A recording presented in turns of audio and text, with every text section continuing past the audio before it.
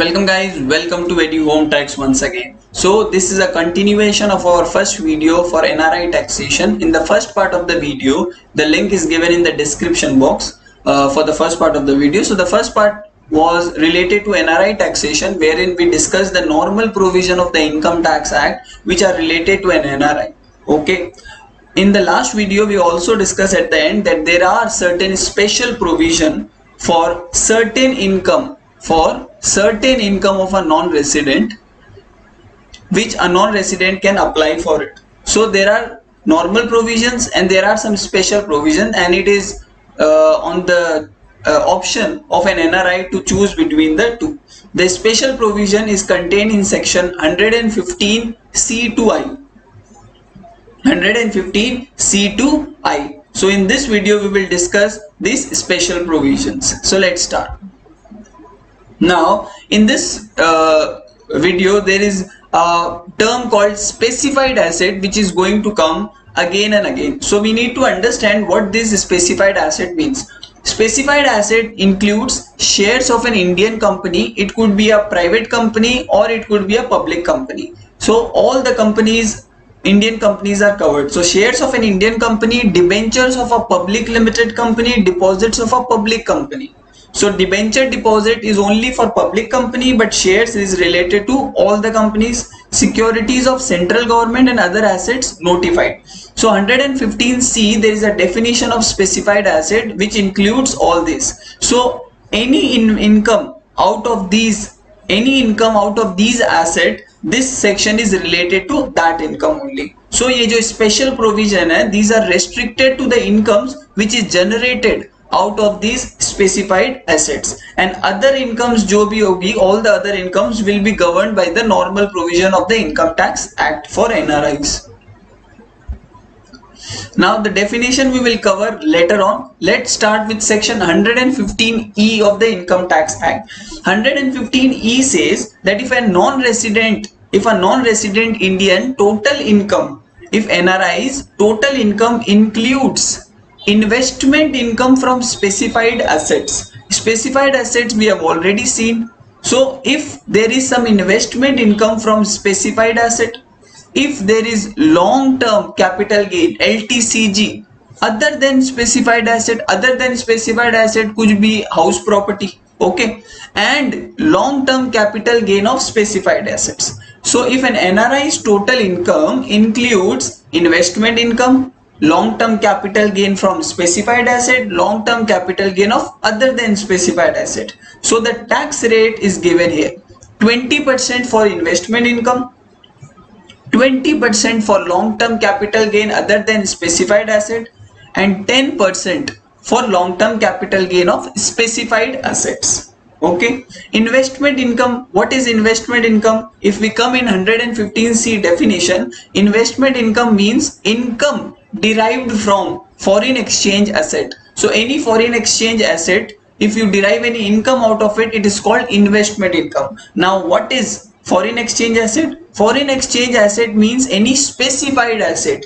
Specified asset we have already seen, all these are specified asset. So foreign exchange asset means specified asset which SSC has acquired or purchased with or subscribed to in convertible foreign exchange. So if an NRI out of his foreign currency, if he purchase some specified asset, it is called foreign exchange asset. I hope this is clear.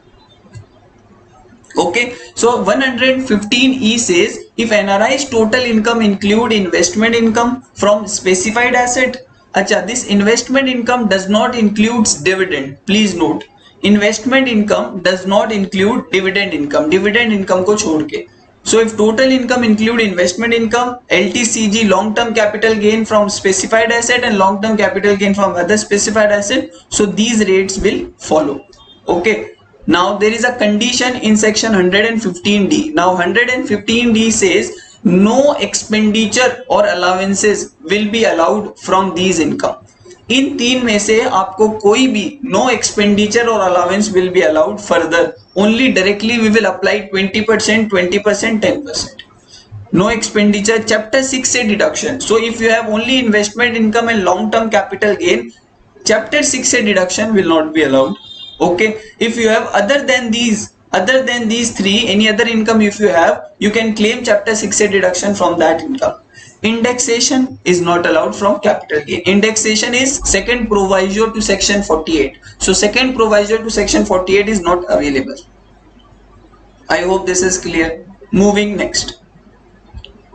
Section 115F. Section 115F provides capital gain exemption to non-resident individual, non-resident Indians. So if non-resident Indians transfer any specified asset I've already discussed. So if an NRI transfer any specified asset and if he is having a long-term capital gain from it, if he having a long-term capital gain from a specified asset, okay, and within 6 months, if he invest the consideration, whatever the amount he received from the sale of capital a specified asset, if he invest it in some specified asset only, so if he sells shares of an Indian company and purchase shares of an Indian company or saving certificates, then if he has invested full consideration, if entire amount is invested, then no capital gain tax will be applied.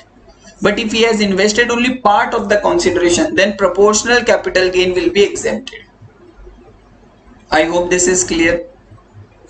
There is a lock-in of 3 years. So the new specified asset cannot be transferred or converted into money for 3 years. If it does so, whatever the capital gain exemption is received by an NRI will become taxable in its hand. I hope this is clear. Moving next. 115G. 115G is just an exemption which is given to NRI from return filing under section 139. So an NRI is exempted to file return of income under section 139 provided two conditions are satisfied. Number one condition is the total income of NRI include only investment income and long-term capital gain. Total income includes only investment income or long-term capital gain, and TDS has been deducted. So if TDS has been deducted, then return filing is not required. Moving next. Continuation of benefit 115H. 115H says that suppose if an NRI becomes a resident in any financial year, maybe he stays 182 days or more in a particular year. So if he becomes resident in that year, but still he has got some specified asset in his investment, some specified asset is still there, and he wants to further avail the benefit of this special provision. He wants, since we know this section is available only to non-resident Indians, and if a non-resident Indian become a resident in some years, still he has got some investment in specified asset and he wants to continue to enjoy the benefit of this section, then he can do so by filing a return of income, and in that return he can choose the option whereby he can ask the assessing officer that he wants to continue to enjoy the benefit of these sections. So he can do so. He can opt for special provision. Until how much time he can do so? Until and unless all the investment is converted into money. So jab all the investment or specified asset is converted into money, till then he can continue this. 115I says that if a non-resident Indian wants to choose the normal provision of the Income Tax Act, he can choose that by declaring or by putting a declaration to assessing officer. Okay, so the entire 115C, D, E, F, G, H, I will not be applicable if non-resident decide to opt for the normal provision of the Income Tax Act. The video for the normal provision of the Income Tax Act is the first part. The description of that video is given in the link of that video is given in the description box. So I hope these sections are clear to you. It's just a summary. It's not a detailed discussion, but a summary very fine enough to understand. Thank you.